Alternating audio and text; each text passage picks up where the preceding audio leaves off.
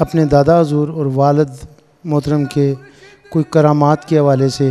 روشنی ڈالیں۔ بسم اللہ الرحمن الرحیم۔ میرے دادا جی رحمۃ اللہ علیہ سید نور حسین شاہ صاحب رحمۃ اللہ علیہ کے ایک مشہور یہ کرامات بھی ہے کہ آپ جب آئے تو ایک مسجد بنوائی تو یہاں سے جو بھی گزرنے والا ہوتا آپ اس کو نماز کی تلقین کرتے، نماز روزہ کی طرف راغب کرتے۔ تو اکثر لوگ یہ راستہ چھوڑ جایا کرتے تھے کہ آپ نماز اور اس سلسلے میں دین کی طرف ہمیں متوجہ کرتے ہیں۔ تو آپ کی ایک مشہور کرامات یہ بھی ہے کہ جب آپ تشریف لائے 1902 میں تو ایک اس علاقے میں ایک جنازہ ہو گیا، تو آپ نے جنازہ پڑھانے کے لیے جب آپ تشریف لے گئے تو وہاں آپ نے پوچھا کہ اس صاحب میت جو ہے اس کو کسی نے نماز پڑھتے ہوا دیکھا یا نہیں؟ تو لوگوں نے کہا کہ ہم نے کبھی ان کو نماز پڑھتے ہوئے نہیں دیکھا۔ تو آپ بغیر جنازہ پڑھائے واپس تشریف لے آئے۔ تو یہ اس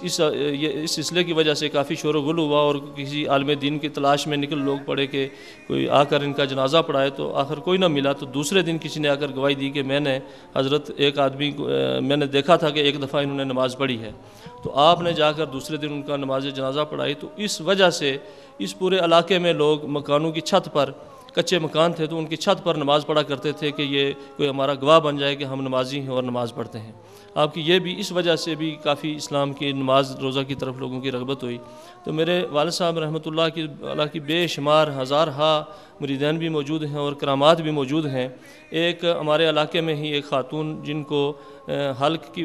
بیماری لگ گئی، تو حلق کی وجہ سے یہاں باندھ کر رسیوں سے یہاں تشریف وہ ان کو باندھ کر لے آئے۔ تو آپ کی ایک ہی نظر سے وہ حلق ختم ہو گیا اور وہ گھر پاؤں سے چلتے ہوئے واپس گئے اور چارپائی اسی طرح اٹھا کر لے گئے۔ ایک ہمارے گلپر کے ایک شخصیت جہاں وہ ان کا بیٹا بیمار تھا، تو جب یہاں تشریف لائے تو میرے والد صاحب نے ایک نظر میں دیکھا تو اس نے ہاتھ پاؤں لانے شروع کر دیے اور وہ کچھ 3 ماہ کے بعد وہ الحمدللہ یہاں چلتا ہوا واپس دربار شریف حاضری دی۔ اس طرح بے شمار آپ کی اس علاقہ میں کرامات بھی ہیں اور بظاہر تو ایک حکمت کا سلسلہ بھی تھا، جس کو بھی وہ انجیکشن لگ جاتا یا جو سلسلہ ہو جاتا الحمدللہ وہ یہاں سے مکمل فیضیاب ہو کر یہاں سے جاتا۔ بے شمار ایسے کرامات آپ کی موجود ہیں جو آپ کا چلنا پھرنا اٹھنا بیٹھنا گفتگو کرنا، آپ ایک ہنسمکھ اور مزاحیہ انداز میں بھی لوگوں کے وہ شفایاب اور ان کا علاج روحانی طور پر بھی فرما دیتے، اور آپ اس محبت اور پیار کی وجہ سے بھی ہزاروں لوگ آپ سے فیضیاب ہوا کرتے تھے۔ آپ اکثر بیرون ممالک دوروں پہ رہتے ہیں اور اس دربار کی سجادہ نشین ہونے کی حیثیت سے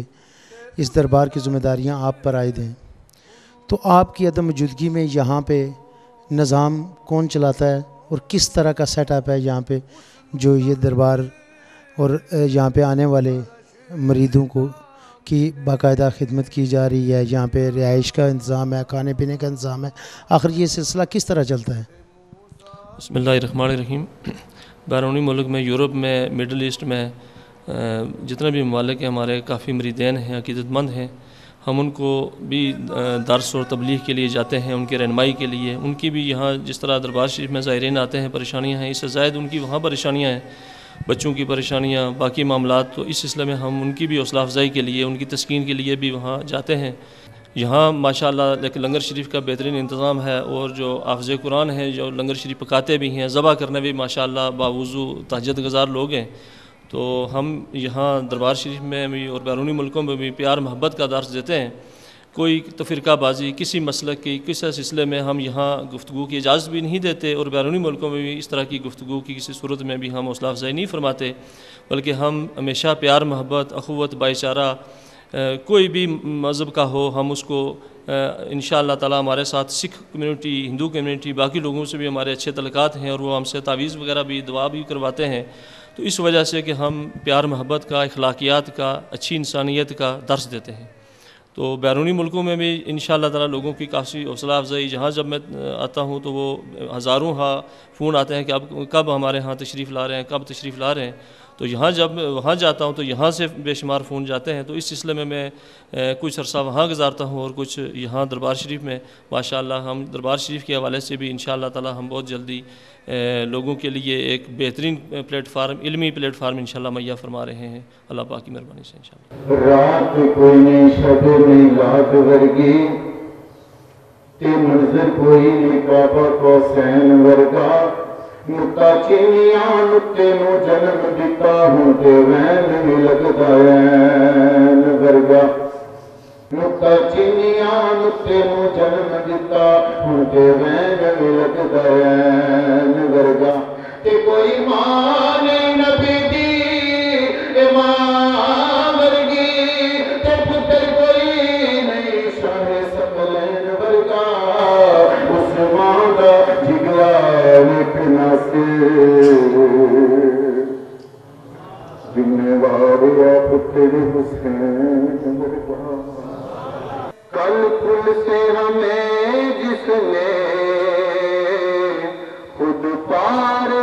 لگانا ہے کل کل سے ہمیں جس نے خود پار لگانا ہے زہرا کا وہ بابا ہے حسنین کا نانا ہے زہرا کا وہ بابا ہے حسنین کا نانا ہے ایک نہیں ان پر قربان زمانہ ہے پیر صاحب ہمارے نوٹس میں یہ آیا ہے کہ آپ یہاں پہ کسی قسم کا کوئی چندہ نہیں لیتے، نہ ہی کسی مریض سے کوئی چندہ لیتے ہیں، تو آخر اتنا بڑا سیٹ اپ جس میں یہ یونیورسٹی بھی شامل ہے، کروڑوں روپے کا پروجیکٹ ہے، یہ پھر کس طرح چل رہا ہے اور اس کی فنڈنگ کہاں سے ہو رہی ہے؟ اللہ پاک کی مہربانی سے ہمارا جو سلسلہ ہے ہم نے کبھی بھی یہاں مسجد میں جمعہ میں مسجد کے لیے دربار کے لیے یا لنگر کے لیے کسی سلسلہ میں بیرونی ملک یہاں کوئی کسی قسم کی چندہ کا سلسلہ نہیں ہے، تو نہ ہم چندہ گٹھا کرنے کا کبھی ہم نے سوچا ہے اور نہ سوچیں گے، کیونکہ میرے قبلہ والد صاحب رحمۃ اللہ علیہ نے بھی کبھی پیسہ اپنے لیے گٹھا نہیں کیا۔ جب آپ کا وصال ہوا تو آپ ہمارے گھر سے وہ 300 روپیہ جو ملا، اگر وہ چاہتے تو ہزاروں لاکھوں روپے وہ اکٹھا کر لیتے،